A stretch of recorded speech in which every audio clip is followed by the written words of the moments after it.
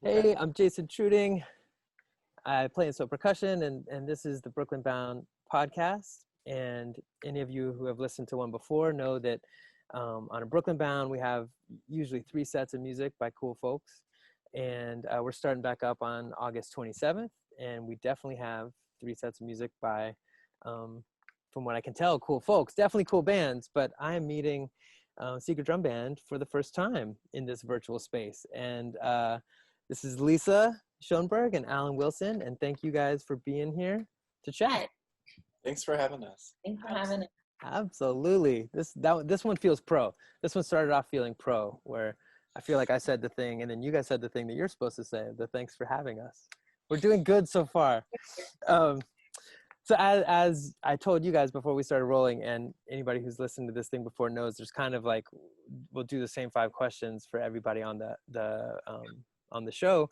And the first one is just so broad, but I have a feeling actually with a little bit of conversation we've had before pushing record, this is going to be an interesting one because you all do many interesting things in your lives besides just play drums, I've gathered. But so what are the beginnings? What's the semi Cliff Notes version, hitting some fun things of when you discovered music, that moment that's led you into this moment?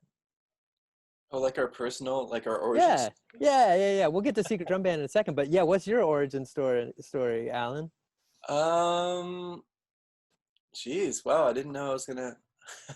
Yeah, exactly, right.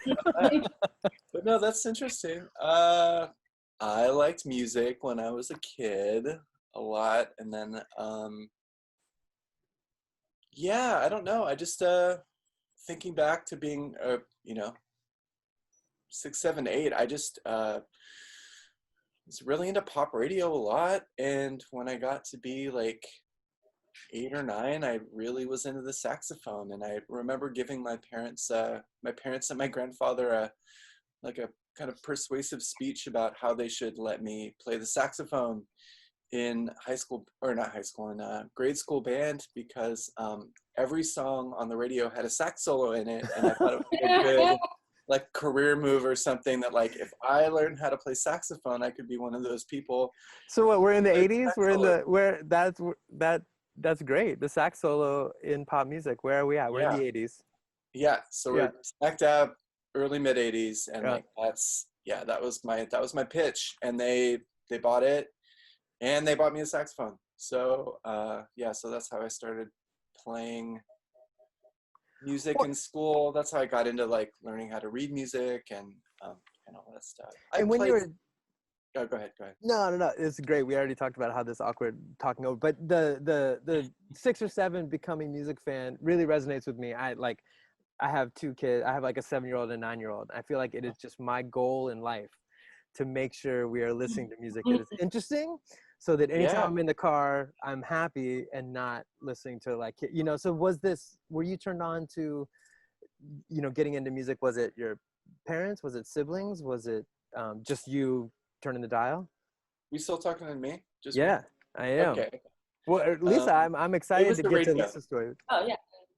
Yeah, it was just radio. I mean, it was just pop radio. What was big band? Just Michael Jackson. I guess there's not that's funny. There's not a lot of saxophone solos in Michael Jackson stuff. If any. True. God, I can't think of any. There are horn sections, but not sax solos. That's true. Prince, also no sax solos. Madonna, no sax solos. Whoa. Huey Lewis, that was definitely sax solo. There were sax solos there. Yeah. Springsteen, sax solos. Yes. Yeah. Just basically pop radio. Careless Whisper, isn't that song? What's that? That one. Careless Whisper, yeah. Oh, right. Perfect example. Yeah. Wham. Big sax. Wham. Oh man, I have older sisters, so I have a strong memory of being young and doing a lip sync with my brother and friends to Wham. Cute. Where they, scary maybe, but also fun. Quality stuff. So Lisa, how's your story? Did you discover music at a similar age? Yeah, and actually, I don't know if I ever told you this, Alan, but it was a saxophone thing involved. Because I knew I wanted to play music, just my love for music came from also turning the dial, but also my dad and my uncle were like they didn't know it, but they were like my DJs, my personal DJs. You know, they were so excited about it. My uncle played like big band jazz for me and classical music for all of us. You know, and my dad played a lot of classic rock and like music in the house, and it was put on vinyl and stuff. And so I knew I wanted to play music, and then it came time to audition for the school band, and I passed the little test, and then they said, what instrument do you want to play? And I really wanted to play saxophone because of Clarence Clemens, but they ran out of saxophones by the time it was my turn to pick my instrument. And there were only like 2 saxophones. I have that same story. I have that story. Really? Well, I started on percussion and then I moved, and I thought, like, I was in 6th grade and I thought, oh, I already know how to play percussion. Let me play saxophone. And then they were out of saxophone, so I stayed on percussion, which I would have been a terrible sax player. I'm the one out of three who got the sax. Yeah. But yeah, and so the teacher was just like, do you want to try the drums? Here's some drumsticks. And he played a rhythm, and I copied it. And I was like, oh my God, that's so much fun. Yeah, I want to do that. Oh, cool. You're excited. And he came to our show last. He came to our show last year, Alan. We played at the Museum of Natural History on Earth. That's 2 years ago. I found him on Facebook, and yeah, Mr. Corwin. He came. That's right. Yeah. But so then that led, like, so for you, you know, I was gathering when we were chatting beforehand. I mean, both of you all, so you studied music, but you studied other things too. I know now, Lisa, you're about to study kind of electronic music. But so how did drums, for you, you know, from that moment of discovering drums, what was your path on the drums? Well, I knew I wanted to play for life. Like when I was young, I was like, this is like forever. And I always played in school bands and joined community bands. And I kind of had like I didn't bargain directly with my parents, but a musical director at the community band told my parents when I was like 10 or 11, like, you should get her a drum set because she's really good and she might be able to go to college for free if you get her a drum set. And my parents were like, all right. And they bought me the drum set. And I never got a scholarship, but so I played in school bands. I started my own bands with friends in high school, and then I started as a music major in college, but being like a New York City kid, experiencing the woods for the first time, like I quickly like changed to environmental studies and ecology and got like super immersed in that, and then had like these 2 parallel things going on in my life for like 10, 15 years until I went to grad school for environmental studies.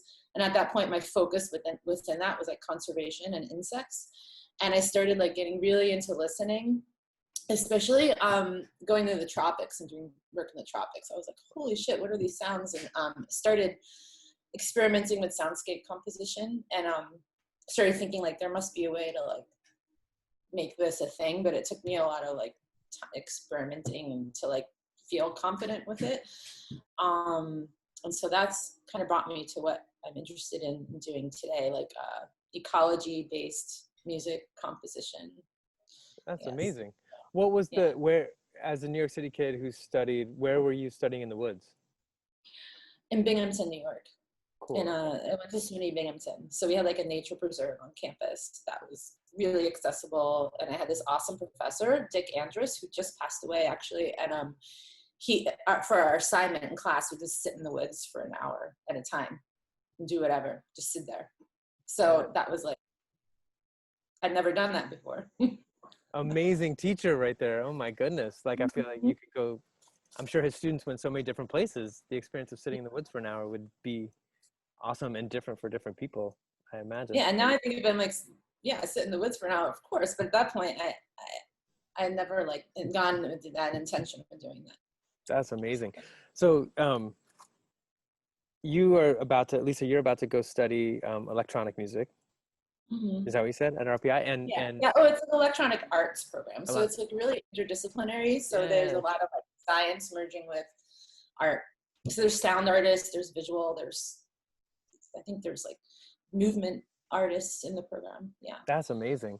And Alan, I was totally struck by one of the first things you said is that you're about to go to get your are you going to get your doctorate or master's program for? No, just it's a master's program. Yeah. For, is it urban planning or city planning? Yeah, it's like urban studies, regional, yeah, city planning. Yeah, it's a 2-year degree. Yeah, I'm excited to go. I've never really studied anything like it before. Yeah, and like we were talking about, also, it's totally unrelated to my undergraduate, which was in linguistics. Right. Yeah, I'm excited to start. It's going to be all online. But yeah, I'm excited to see what grad school's like. Yeah.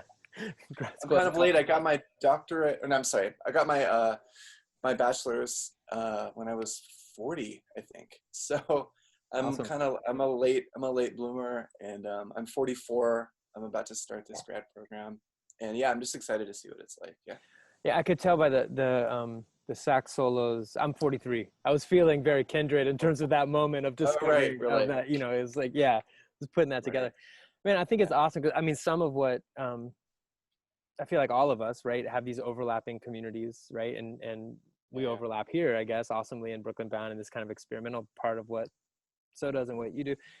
Some of what So does is talk to much more kind of like percussionists who have some path that, I mean, everybody's path is like this, but they're like study percussion in college thing. And I feel like just so often I'm talking to those students about like, man, so many of the interesting people that I make music with now don't have that story, have much more stories like you guys' awesome story of like, I do this, I'm very musically inclined, but I have this crazy interest and now I'm doing this. And like, it's really refreshing to hear that story. But so I'm hoping I'm not going to start a band fight. But I want to ask about when the beginnings of the Secret Band project were. And I hear there's maybe some disputed dates in play here. But Oh, what's that? well, How did we when get to we this met, moment? but Secret Drum Band existed when I met Lisa, and it existed for years. So when did it? When did Okay, so you? no argument there. Yeah, I started, well, in SUNY Binghamton, when I was in school there, I was in a percussion ensemble that I loved. Like, this guy, Dan Fabricius, ran it. And ever since that experience, I always wanted to compose for percussion ensemble. So I lived in Olympia when I was getting my master's, and we were organizing a Lady Fest.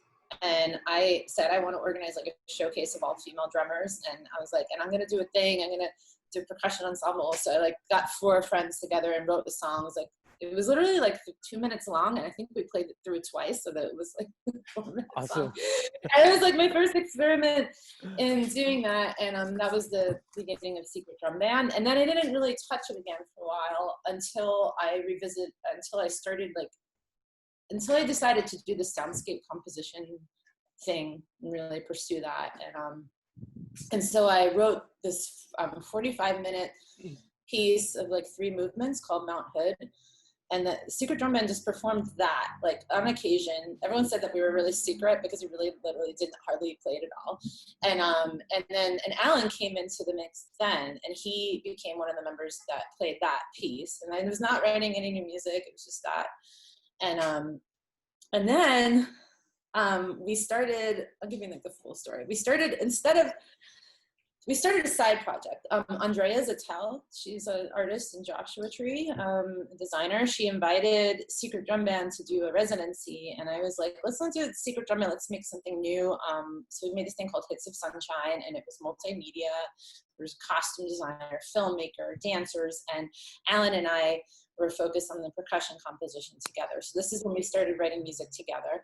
And the band was called Hits. And our friend Heather Treadway was involved in writing that music together. So Secret Drum Band was still playing the Mount Hood piece, and Hits made an entire album.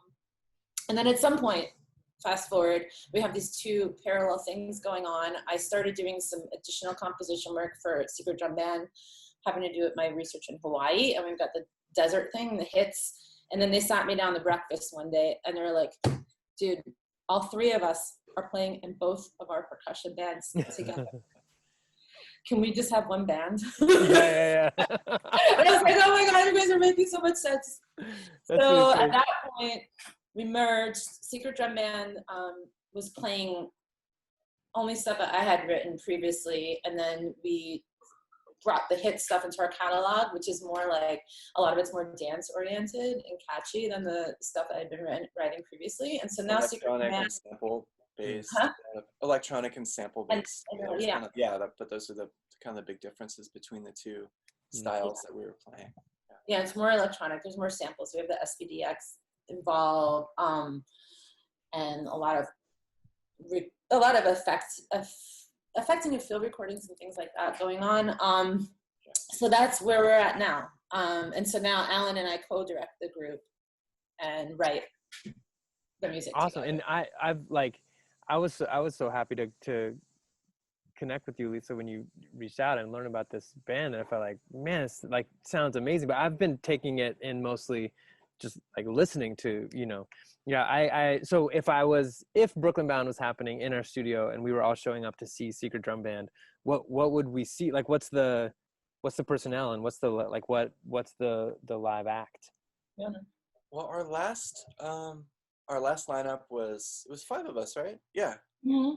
Yeah, there were 5 of us. We haven't played in over a year. It's been like 15 months or something like that since we played a show. It's just insane. You got to stay secret though. If you ever play too much, you got to change the band name, maybe. Yeah. But we're so it's a flexible line. It's a flexible lineup in some way, like a project base, depending on who would be involved, would be depending on what the project is. It is, yeah. Like we write notation, so as long as the players can read notation, we can kind of switch members in and out as we need to, as like people become available, or regionally, like one of our players right now is living in Massachusetts, so like if we needed to play, like if Lisa came back and we needed to play in Portland, we have people here who could jump in and read the notation and play. Well, like checking out maybe both, even just in your email, kind of the cool things you list, but also just on your site, like how do I say this? Because I'm really interested in, like, notation really interests me, and I feel like as a musician, and so like I have the kind of conservatory training that's the kind of Western classical notation vibe, and all of us and so can do that pretty well. But then I feel like oftentimes when I write music, I'm actually trying to push against that and move into a different place with different styles of notation, something that's gonna open things up from the kind of claustrophobic feeling of a conservatory vibe or something. And I feel like when you listen to music, you can guess, right? Like, I don't know, maybe it's just me. You can be like, oh, this feels notated. Oh, this doesn't feel notated in terms of styles, right? And I was kind of struck, Lisa, like, I feel like on the site, it's really cool. I wouldn't have expected, listening to your tracks, it doesn't hit me as notated music, whatever that means. I know I'm talking in like weird, but then it's awesome. You're actually like very clear about, you can buy these pieces. You're very clear with the notation as being a part of the project, which I think is so cool. Yeah, it's the notation. Actually, we've been like going with the making of this new album. Well, we decided to stop playing shows so that we could focus on finishing this album, and then we were going to go on tour, but of course, COVID. And one of our goals is also to get all the sheet music and make it available to people.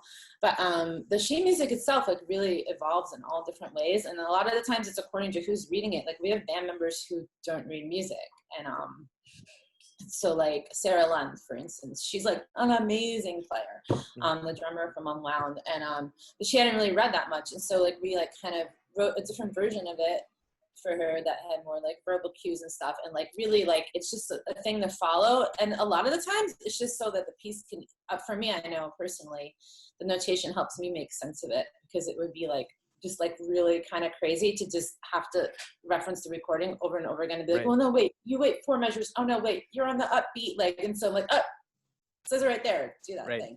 And even with that, of course, sometimes there's mistakes along the way. So it's a really useful thing. And then of course, for bringing in new players, it makes it really easier. But sometimes for a bunch of our songs, especially the ones we wrote with Heather, Treadway, we didn't have any notation at first, and then the notation came later. So does notation, I may have jumped in my head when you said notation, I thought kind of classical, Western classical notation, but notation almost meaning like these tracks are recreatable each time in this way, not kind of flexible and improvised. They're recreatable through many kinds of notation based on who. We're formalizing it all with classical Western notation now, but I'm just saying like in the process of playing it, sometimes it takes on more rudimentary forms at first, or not even rudimentary, but more like effective forms in the moment for the people who might be reading it. Totally. So, like I know Anthony, I give him the notation and then he writes it all over with a big black Sharpie and changes it, draws all these pictures and stuff.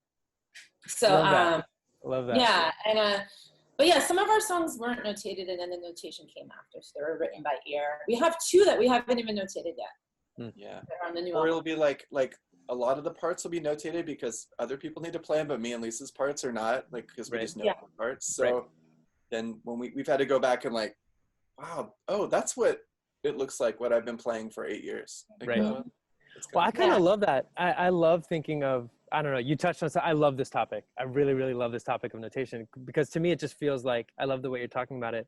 It feels just fundamentally, it's like communicating something. It's like I'm communicating an idea to somebody else. And when we communicate differently with different people based on how intimate we are with them or how much we know them, or if we speak the same language or any of those things, right? So I love the idea that you're just like, I'm figuring out a way to communicate this idea to everybody in the band in the most effective way. Yeah. And it's been kind of a cool process too with Lisa. Like maybe for one song, I will do like the kind of the bulk of it, of the parts, and then I send it to her and she's like, oh, you missed this little touch that I intended for this part. I was like, oh, I didn't even hear that. So then she'll do some stuff, right? And I'll take it back and I'll massage it a little more, and then it goes back and forth, which is basically how we write songs too. Yeah. So well, maybe that leads really cool to a next question, but to jump off that, like, so what are we going to hear on your Brooklyn Bound set? And I'm just really curious. I would love to know more about the collaborative. I love making things collaboratively with other people in my group or people, new collaborations, but co-composing is wonderful and tricky, right? It's like, so I would love to know about what we're going to hear on the show, but also how it was made or how your relationship worked in that. Yeah. All 3 songs are of a different story.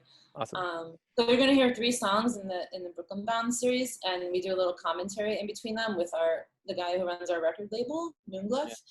Yeah. And the 3 songs we chose are the 3 that we've had videos made for, and one of them is going to premiere at the Brooklyn Bound event. Yeah. Oh yeah, you should. That's great. You should. Yeah. But the first videos for the song Cayena Point, and this one had a really interesting evolution, and I think I'm really glad we had as much patience with the development as the song as we did. It's cool at any one point in time, like right now if I open my files, we probably have 10 songs we could start working on, and this is one that was just kind of lingering. I'd written the initial parts as part of my Hawaii research, and then I'd given it to Alan at some point, and he dabbled in it, and then it kind of sat around for a while, and then eventually we came back to it. I think it took years, but what was it, 2017? When were you at Andrews? Or 2018? 2018. But originally, I wrote the beginning parts of it in 2013 or 14. Yeah. So it's and so that's when we literally tossed it back and forth, using Ableton. We work in Ableton Live.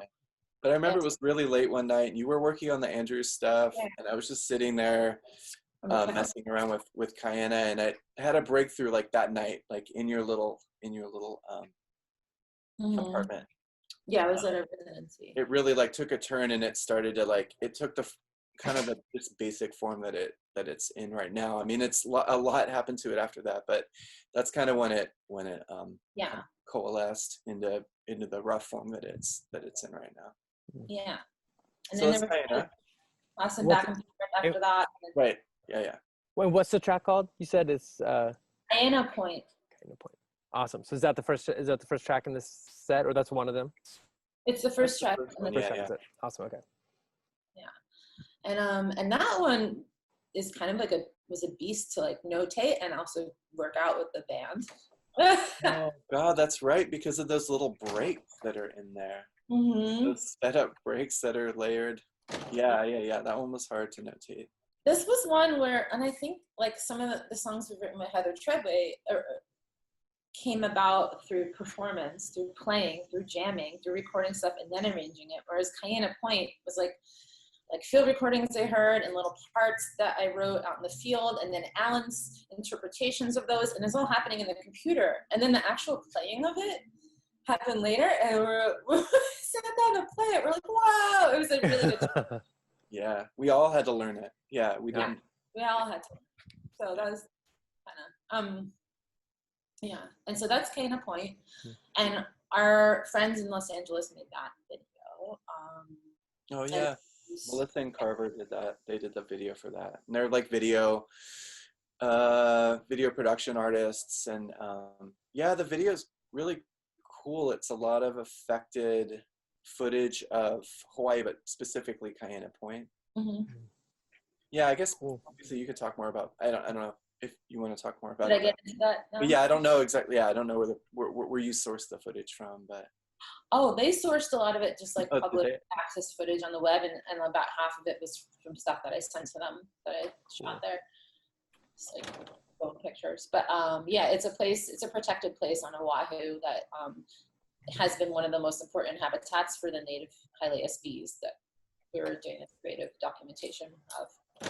So Very yeah, cool. and then so the second song is called Multispecies Ants, and it's from this field work that I've been doing with some collaborators, some scientists and artists in Brazil for the last 3 years, and so it features sounds of ants, and then this woman Blair Stat made the video. What sounds do ants make? What are we talking like? The craziest sounds. Yeah. Wow. So let me just imagine it. Where is it? Is there a big microphone? Is there a tiny contact microphone? How are these sounds? Yeah. Usually a contact microphone. Wow. Or I have an ultrasonic microphone we use. But the main sound that's in this song is from stridulation, which kind of sounds like kind of like that. Wow.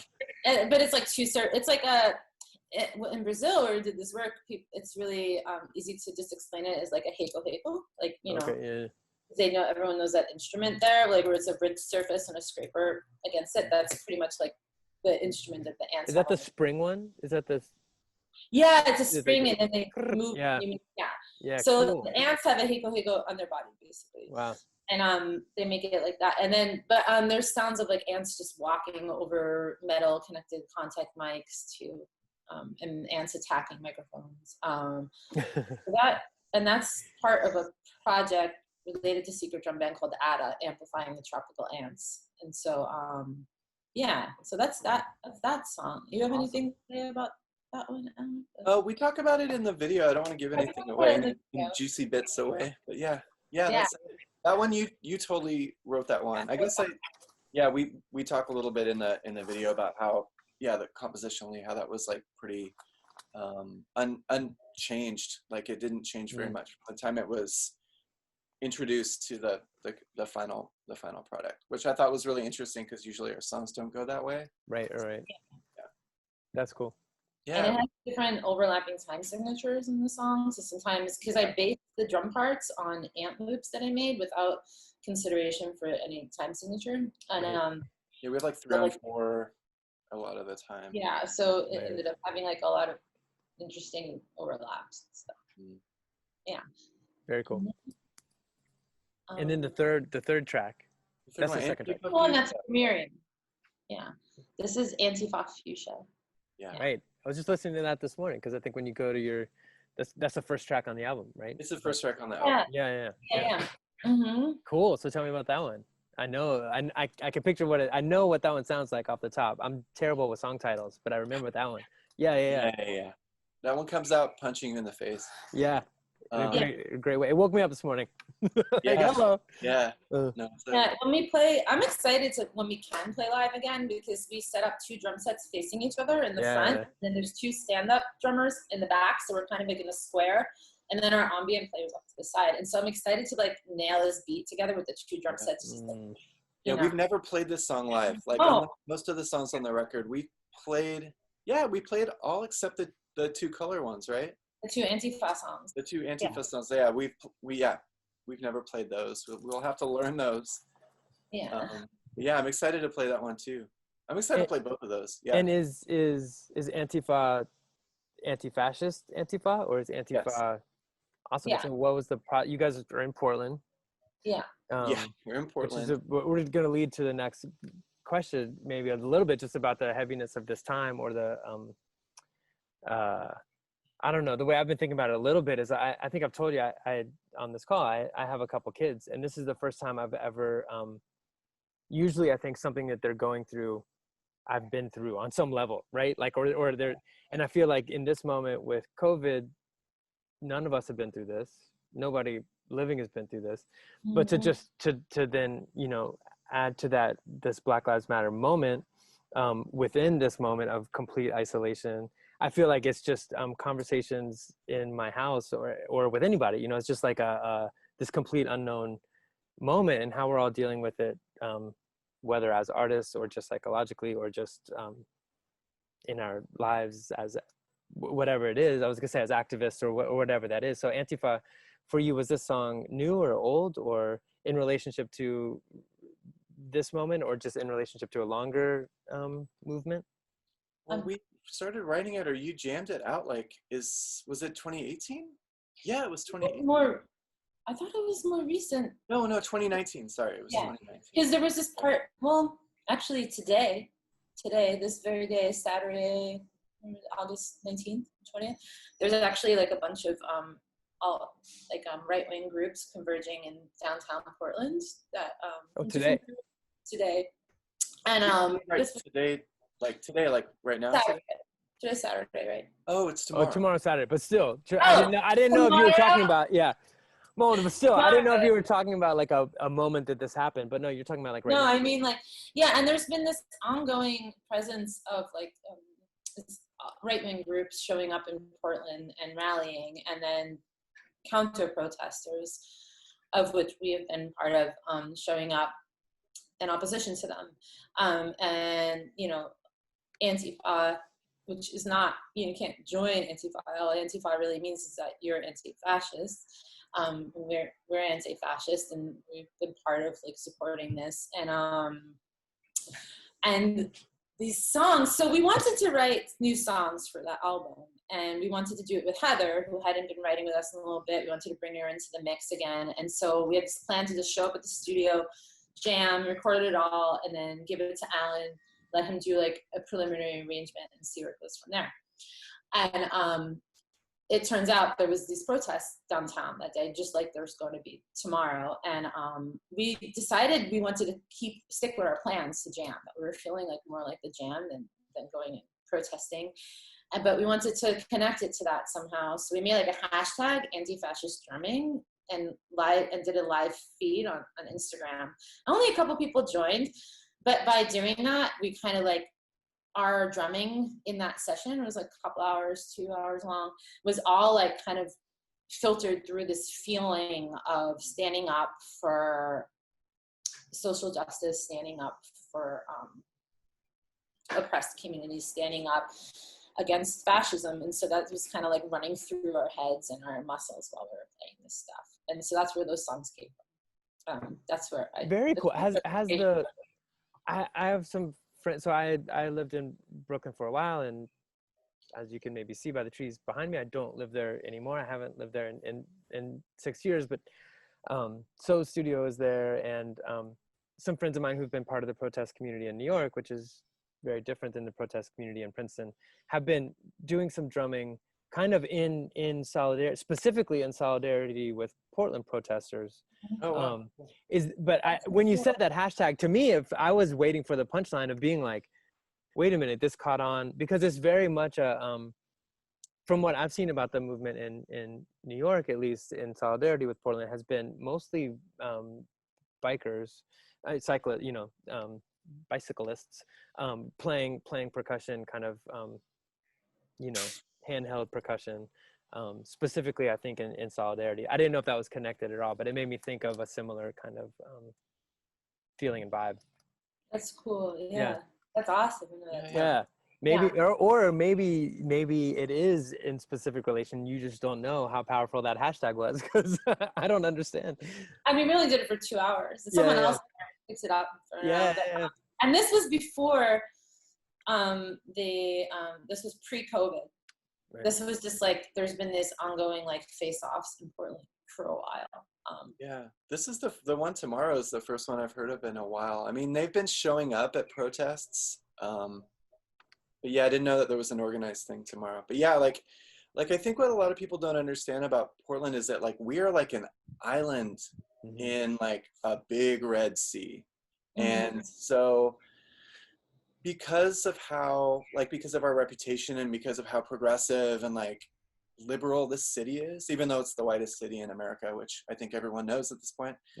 But yeah, we tend to attract a lot of the red element. Like people like to come and like fuck with the libs, and that like Portland is the place to do that. So we've been like kind of a focus of, I mean, obviously now there's the whole thing that I don't know, we're in the day 80 or something like that of protests, and then the feds were here and all that stuff. But yeah, there's always this kind of lingering element of like authoritarians and far right wing people and fascists, like outward fascists, like they don't even hide it. Well, I feel like just like wreaking havoc and terrorizing different, marginalized people and well, stuff. in some ways it feels like maybe that story of Portland is an amplified version of just that story. And like I grew up in California, and I feel this general feeling of California as progressive place, but you're really just talking about cities, and like urban versus rural is really what the conversation is. Or New York, yeah, and it's like it's a lot of it is red. I mean, like probably geographically most of California is red, but yeah, there's these huge cities in California that are like very not red. So, little same island kind of thing. Yeah.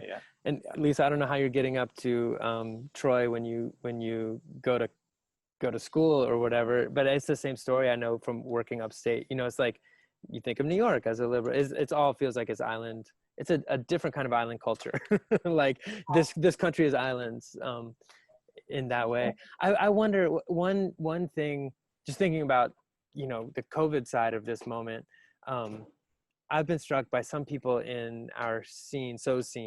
I feel like I like to think of ourselves, I don't know if this is true, but being connected to different kind of scenes. But one of them is very kind of contemporary classical music. And that idea of making music in this remote way is so foreign. It's so much about being in the room together, But another way that, so many people are comfortable making music feels like, and people are having to make music that way now, is this more remote collaboration, which feels like a little bit about what you were talking about, sending Ableton files, from you to Alan and from Alan to Heather, and working in that remote way. In some ways, it feels like you all are set up to continue to be creative, even in this wild moment I hope so. of remoteness, Yeah, I hope so. I mean, we're both entering grad programs, so we'll see how much time we actually have. Yeah. But Lisa's grad program lends itself to, like I know that she's going to be continue to be creative just as a function of her studies, and I mean, I'm sure she would anyway, but yeah, Lisa, I'm counting on you to throw me stuff.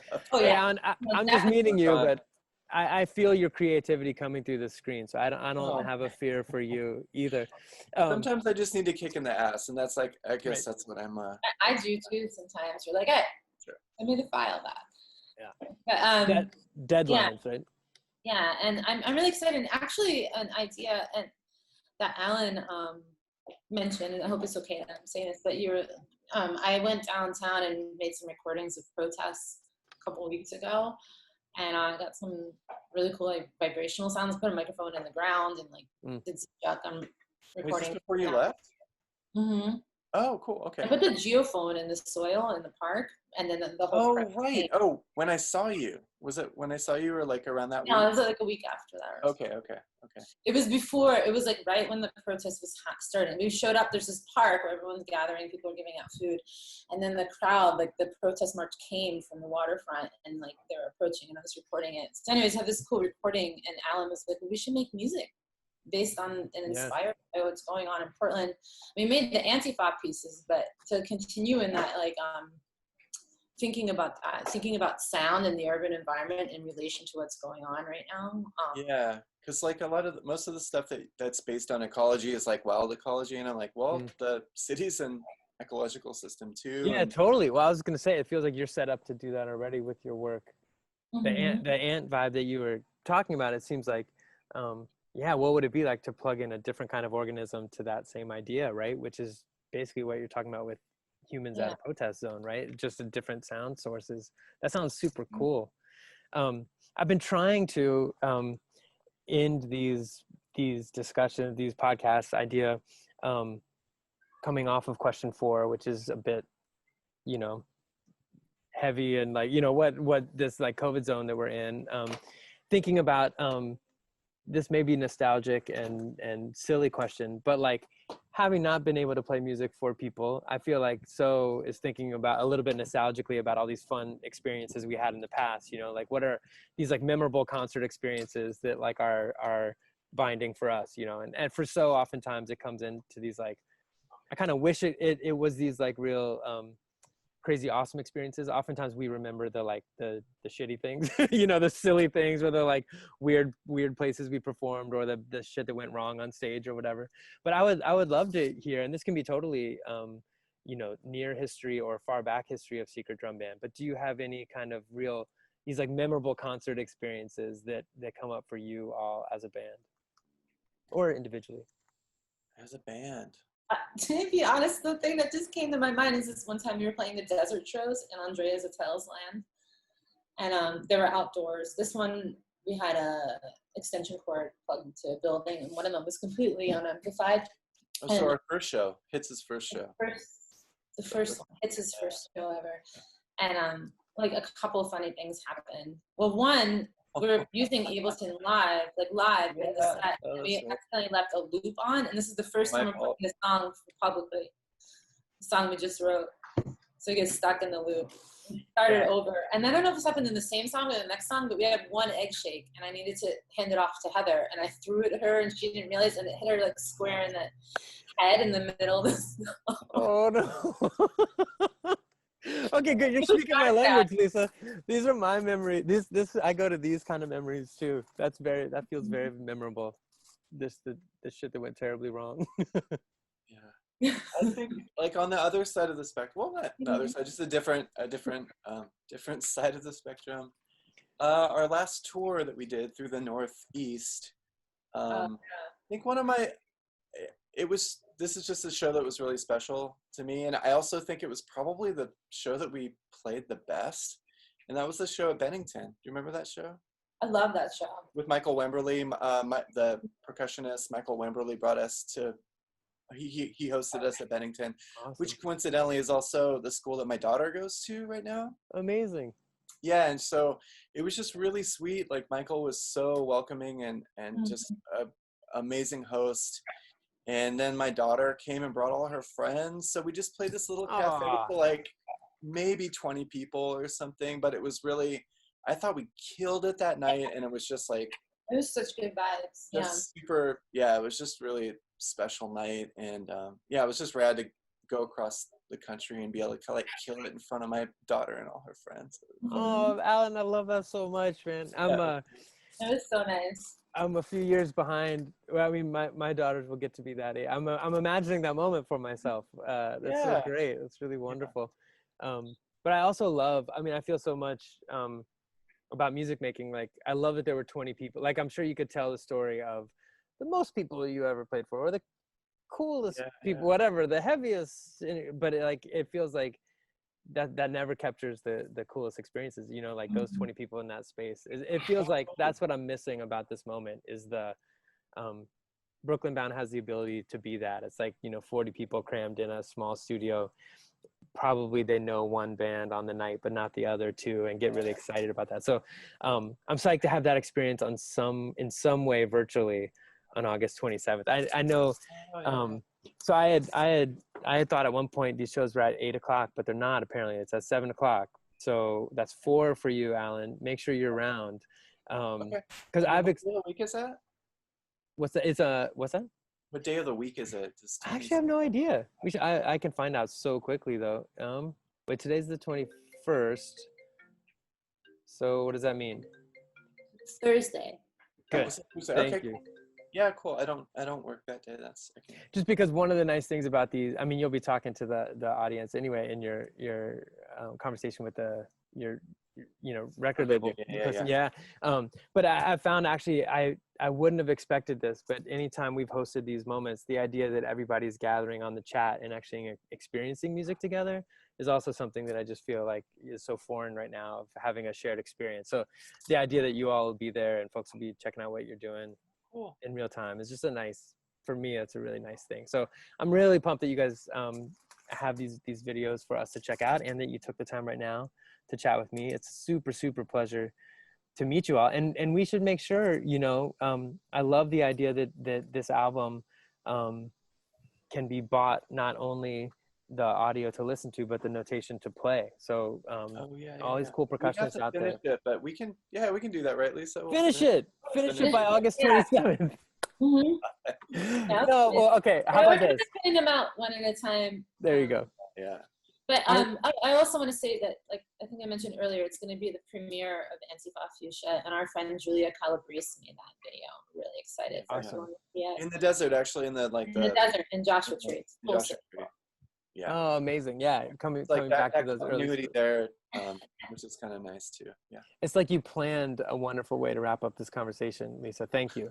You saw us from the first hit show back to the premiere. Right. Full circle, yeah. Okay, well, maybe if the scores for this album aren't exactly ready yet, when they are, promise you'll let me know, because I would love to get the word out about that. It feels so cool. Really pumped about that. Well, nice to meet you, Alan. Nice to meet you in virtual space as well, Lisa. And we'll see you soon. See you soon. Bye. All right, take it easy. Bye.